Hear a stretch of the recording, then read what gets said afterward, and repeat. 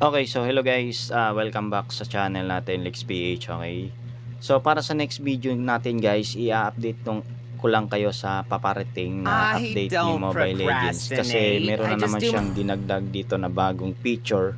And ang maganda nito guys, pwede na natin i-share yung mga file resources natin sa mga kakampi natin or kakilala natin na naglalaro din ng Mobile Legends, no. Okay, so ito guys, maganda to for low-end devices na nakakaranas ng mga low speed download dito sa kanilang resources. Kasi may mga ibang device kasi guys na mabagal siya mag-download ng mga resource download list dito. So may bagong dinagdag na tool settings dito si Munto, no, itong resource transfer. Okay, so itong resource transfer na to guys, maganda to kung alimbawa yung kakampi nyo na hindi pa fully downloaded yung kanilang resources and gusto mo siyang pasahan. So dapat halimbawa dapat yung sa inyo dapat fully downloaded na po yung resources nyo, no, para maipasa nyo po siya gamit itong tool na to. So i-make sure nyo lang guys na dapat latest updated yung mga Mobile Legends nyo. I-check nyo sa Play Store and dapat yung mga resource download list nyo dito is fully downloaded na po siya, no. Okay, so itong feature na to guys, hindi pa po to available ngayon sa original server the next day kasi malapit naman na mag end season, so mag-update na yung Mobile Legends. Okay, so ito guys, maganda to for low end devices na ayun nga yung mga mababagal mag-download ng kanilang resources. So magagamit nyo to, no. Okay, so for example, kayo po yung sender, itatap nyo lang dito guys yung send and kailangan nyo lang i-enable yung mga permission na to. So i-allow nyo lang to dito guys. So dapat magkalapit dapat yung dalawang device na papasahan nyo guys, no. Tapos ayan, pag naka-enable na yung location, no. So ipapakita ko muna sa inyo yung demonstration nito. So pag na-i-allow nyo po siya, click natin yung next. So ito guys yung Realme 6i ko.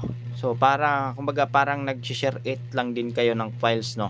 Okay, so please confirm that the receiving device is connected to this device. Okay, so i-cancel muna natin to. For example, kayo po yung sender, tap nyo po yung send, receive.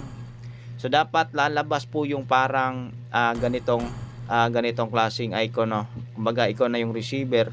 So yung magsisend nito, halimbawa ako Realme 6i, dapat lalabas to dun sa receiver ng file, no. Okay, so yung phone na dapat magre-receive ng file na ipapasa nyo. Okay, so ayan, so eto pa guys yung iba pa niyang instruction.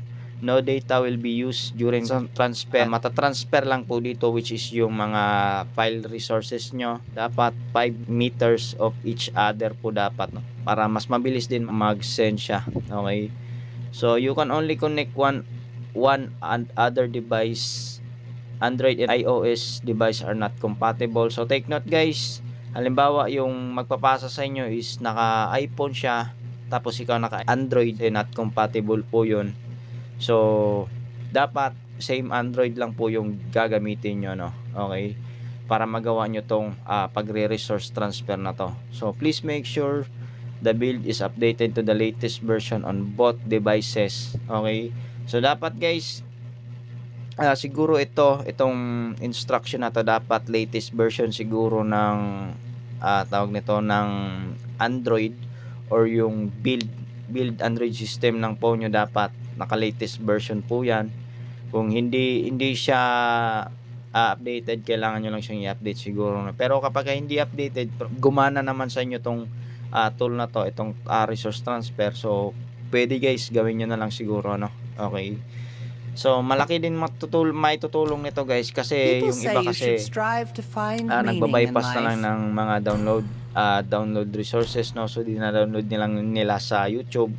So ito, kung mayroon kang kakilala na naka-fully downloaded na sa kanya yung mga file resources, na mag-resource transfer sa kanya, gusto nyo kagad na ma-fully downloaded na yung mga resources nyo, no. Para kasi guys, yung mga ibang device kasi pagdating sa pagda-download dito manually is mabagal po yung kanilang download speed, no. Kahit gamitan nyo pa guys ng speed mode is mabagal pa rin po siya, no. Okay, so unlike kasi sa mga naka 5G phones ngayon, yung mga mid-range to flagship, malalakas yung mga download speed nun.